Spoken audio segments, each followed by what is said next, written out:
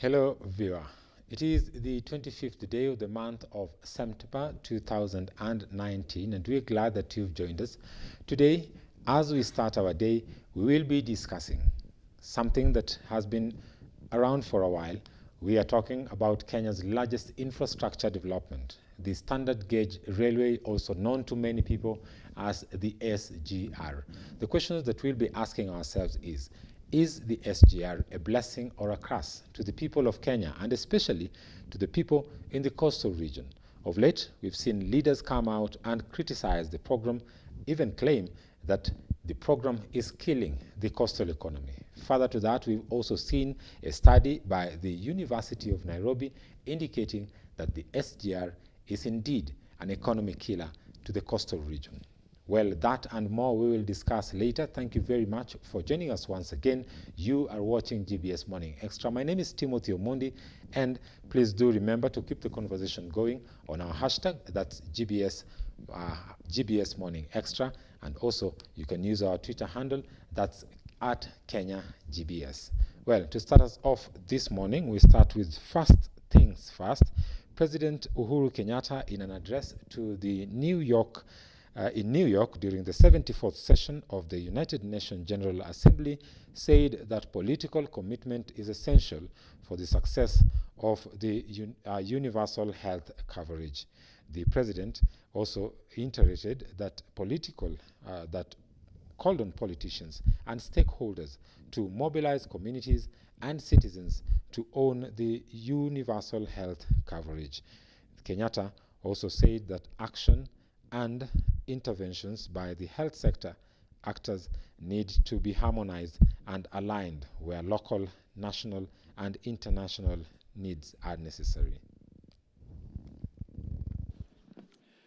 Our commitment is to tackle climate change, and this runs deep and arises out of our need to secure our future and that of our children, as we all have been victims of drought and declining rainfall, which have destroyed our livelihoods, and many lives have been lost. And all this calls on a need for increasing the requirement of public resources to address emergencies and disasters. Kenya, therefore, has joined together with other nations in affirmation of the global commitments by ratifying our agreements and further domesticating the same in our national laws and strategies to ensure that there is action at all levels of government. In energy, we have transformed our energy sources to renewables to the tune of 90%. And I recently inaugurated our largest wind farm in the continent at Lake Turkana, and we continue to prioritize our energy developments from geothermal and other natural resources. Sustainable climate action is about people and their livelihoods. We must therefore ensure that we leave no one behind. We have therefore chosen mitigating and adaptation measures that are consistent with and enable our people to secure their livelihoods and expand economic opportunities. We have partnered with the private sector, for example, in expanding access to alternative cooking and lighting fuel, targeted at the urban as well as rural poor, and we intend to transition 80% of households using biomass energy to 100% clean cooking fuel. As part of our commitment to climate action, Kenya has also joined with Turkey in co-leading the Infrastructure, Cities and Local Action track, which resulted in various ambitious initiatives. One of them is building climate resilience for the urban poor. Developed in partnership with Brazil and UN Habitat, and this aims to build climate resilience to 600 million vulnerable people by 2030. Kenya will champion the implementation of this initiative and mobilization of the necessary resources to meet this challenge. Indeed, we should remember that climate action will only succeed when initiatives similar to the ones I have highlighted target to improve the lives of everyone, including the 1 billion urban poor that face climate effects today. Kenya is committed to leaving no one behind by ensuring that our vulnerable people have access to energy in terms of amount and price, access to energy that is bringing change, providing new opportunities, improved security, clean cooking, and education, not only in our urban areas, but even in small rural villages. Well, very well. Moving on now, we come back to a story that has been hitting the headlines since Monday morning.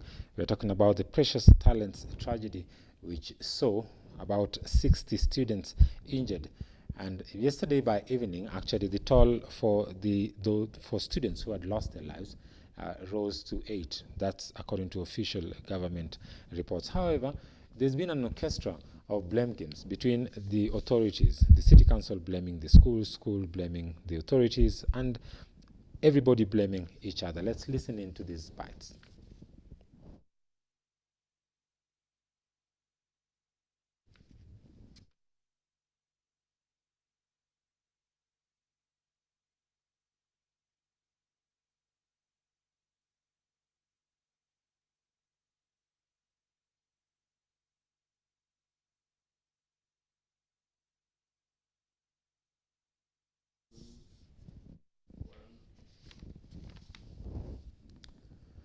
Well, indeed, it's a tragedy. We seem to have missed that bite, but as things stand, no one has actually taken the full blame or responsibility for the tragedy that struck, killing 8 students and injuring more than 60 at the Precious Talent School. Well, we move on now to a matter that has also been on the headlines for about 3 weeks now. Businessman Cohen was finally laid to rest in a Jewish cemetery in Nairobi after a quorum of 10 Jewish male adults was attained. The burial was postponed to Tuesday because there weren't enough Jewish adults to constitute a quorum for the interment. A huge turnout was reported at Cohen's interment as local residents showed up to witness the final journey of a man they never knew. They only heard of about a month ago, while some of the Jewish men who performed the rite were in black coats, the majority were in casual shirts and jeans. Head bowed, they listened as Cohen was laid to rest. Sarah Wairimu, in a black flowered blouse, folded her arms in front of her chest, watching with a sad face as her husband, casket behind, lowered 6 feet under, and she stood accused of his murder. The matter has been in court for a while. Through her lawyer, Philip Mugor Wanjiro, Wairimu has been fighting to exonerate herself from the blame, asking the state rather to consider her because she's the one who lost a loved one.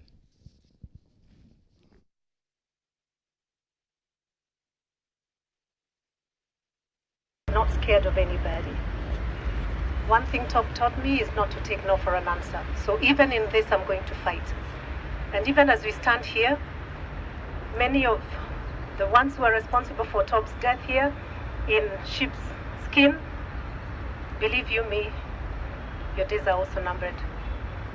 It's been painful, but I'm glad that Jacob, you remain a friend and you will see him through. I cannot talk about the legal counsel. Thank you, Muthaiga, for coming out. I've seen a few friends here and there. Their family members who are purporting and even pretending to be family members. But yours is another story. But I just want to say thank you also to the prison authorities and all the other ones who have been able to let me come to bury my husband. So I was not a secret. Everybody knows Sarah. I am known as Sarah Tobbs. And now more so, everybody knows all my names. And I'm glad that you realize I am Sarah Cohen. So let that be very clear.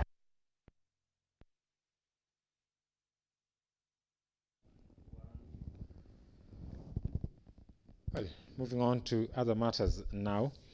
The Kericho Senator Aaron Cheriot, who is the chairman of the Parliamentary Caucus on Tea Growing Zone at the Senate, told mourners in Nyamira on Sunday that Uhuru and Ruto had commissioned a presidential task force whose main task was to dig into troubles facing the tea sector in the country. But 3 years since the findings were compiled, it has been shelved with many questions, with no actions actually being taken on the same.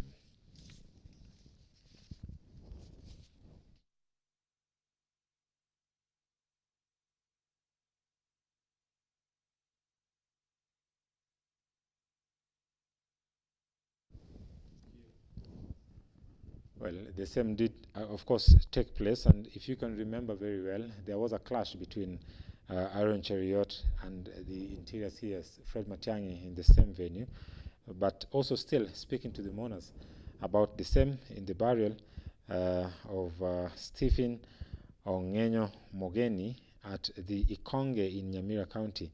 The senator told Dr. Matiang'i to put up another Agriculture Cabinet Secretary, Mwangi Kiunjuri, over a bill which he said has been polished by himself to streamline the sector. Well, let's move on to other matters now. The Kenyatta University has revoked a PhD awarded to one of its lecturers in 2018 after he was found guilty of plagiarizing thesis of a senior lecturer at the Usmanu Danfodio University in Sokoto, Nigeria. Kenyatta University Vice Chancellor Professor Paul Wainaina, in a statement, said that the university has also discontinued the lecturer who teaches in the social science department and who has since surrendered the original doctorate degree certificate that had been issued to him. Professor Wainaina said that the university received an email complaint in March 2019 from a senior lecturer in Nigeria alleging plagiarism against the KU lecturer.